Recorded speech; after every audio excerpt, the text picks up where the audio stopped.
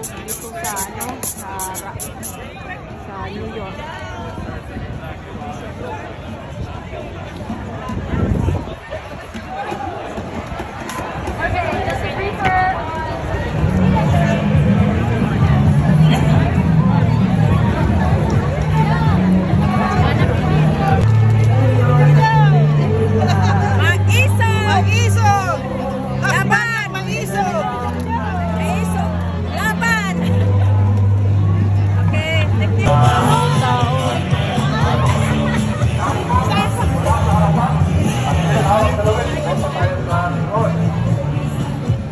Pwede ba kayo kumawag sa malaki na flag natin? O dito, ito yung pagkakarang partners.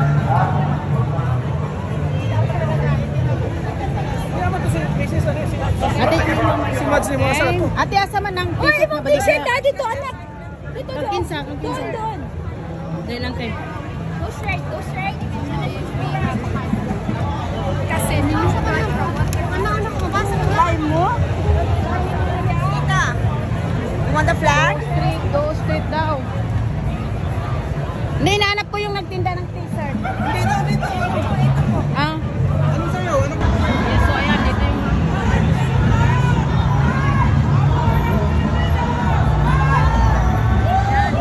Marami kami ditong nag-join sa Duterte supporters. National value. This group focuses on social roots and hosts traditional events every year, including the Samahan Formal and Mario Fiesta.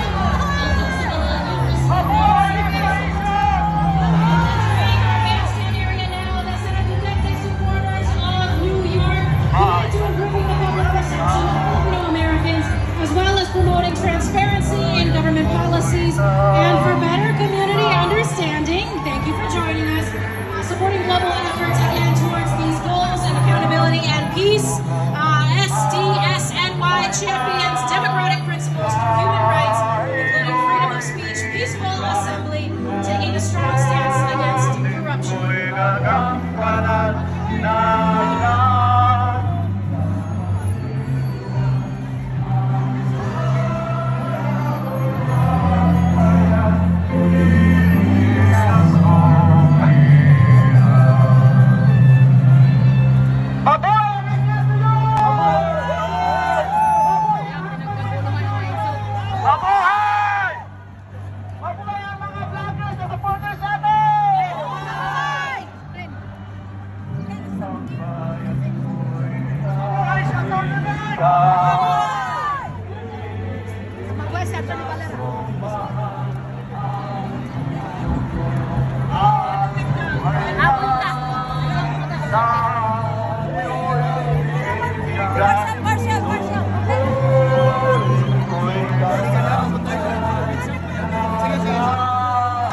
Marami pong salamat sa inyong pagdalo sa ating parada para i-celebrate ang pambansang kalayaan!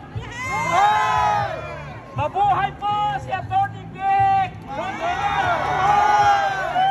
At sa lahat po ng mga officers ng SDS New York at Hakbang na Mais of USA, tayo po ang pinakamalaking contingent sa salamat po sa inyong sakripisyo at panahon. Ito po ay isang simula lamang. Tayo ay sabay-sabay hahakbang ng buong tapa. Mabuhay po ang Pilipinas! Mabuhay po! Pagpalain po kayo ng ating Diyos na kasaysayan. Salamat po. Kaya ko sa pila sa ano natin. Tina, attorney.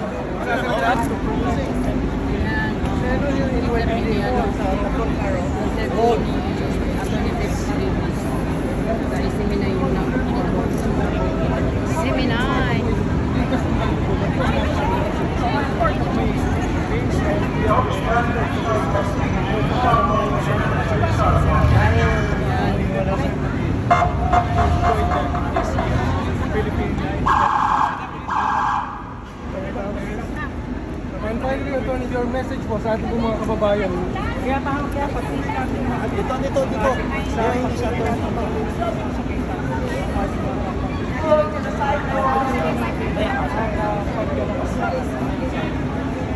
Tapos dahil sa Independence Day celebration, ano po yung pagpapalagay? Soberenya.